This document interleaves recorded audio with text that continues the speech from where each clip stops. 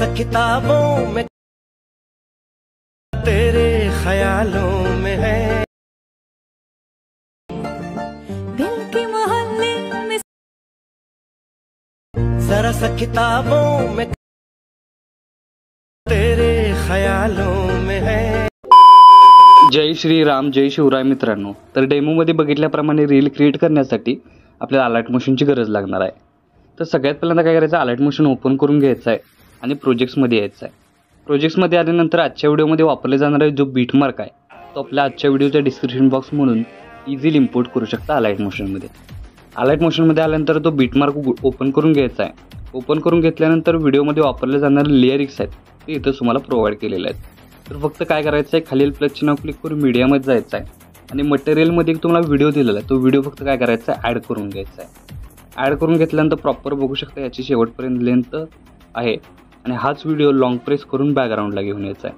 बॅकग्राऊंडला घेऊन आल्यानंतर व्हिडिओमध्ये वापरले जाणारे लेयरिक्स आहेत ते प्रॉपर व्हिडिओमध्ये दिसून येतील.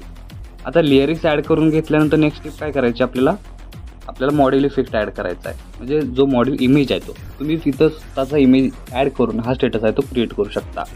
इथं मी डेमोसाठी हा इमेज यूज करतो आहे. त्यानंतर इथं इमेज यूज करण्यासाठी तुम्हाला पूर्ण इमेज आहे तो बॅकग्राऊंड, त्याचं जे बॅकग्राऊंड आहे ते तुम्हाला क्लिअर करून घ्यावं लागेल. तर बॅकग्राऊंड क्लिअर करून घेतल्यानंतर मूव्ह अँड ट्रान्सफॉर्मेशन जाऊन याची थोडीशी साईज करून इथं आपल्याला प्रॉपर असं सेट करून घ्यायचं आहे आणि याची ही लेंथ आपल्याला शेवटपर्यंत वाढवून घ्यायची आहे.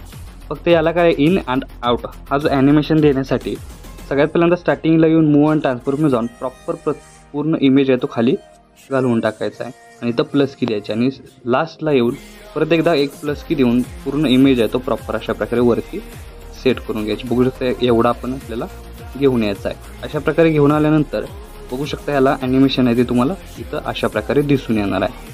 आता ॲनिमेशन दिल्यानंतर नेक्स्ट स्टेप काय करायचं आहे, हा इमेज आहे तो सिलेक्ट करून आपल्याला बॉर्डर अँड शॅडोवर क्लिक करून इथं 2 नंबरला तुम्हाला ऑप्शन दिसेल त्याच्यावर एकदा क्लिक करून ॲड बॉर्डरवर क्लिक करायचं आहे. आता ॲड बॉर्डरमध्ये आल्यानंतर थर्ड ऑप्शन आउटलाईन आउटसाईड हा इफेक्ट अप्लाय करायचा आहे आणि याची जी बॉर्डर आहे ती आपल्याला कलर आहे तो येलो सिलेक्ट करून याची जी बॉर्डर आहे तुम्ही बघू शकता अशा प्रकारे तुमच्या हिशोबाने तुम्ही कितीही ठेवू शकता. इथं आपण 30 ठेवायचे आहे. 30 ठेवल्यानंतर बघू शकता इमेज आहे तो प्रॉपर अशा प्रकारे लॉंग प्रेस करून बॅकग्राऊंडला घेऊन यायचा आहे आणि बॅकग्राऊंडला घेऊन आल्यानंतर याचा ओव्हरऑल लुक तुम्हाला अशा प्रकारे दिसून येणार आहे. तर आपला स्टेटस आहे तो इथं इझी क्रिएट झालेला आहे.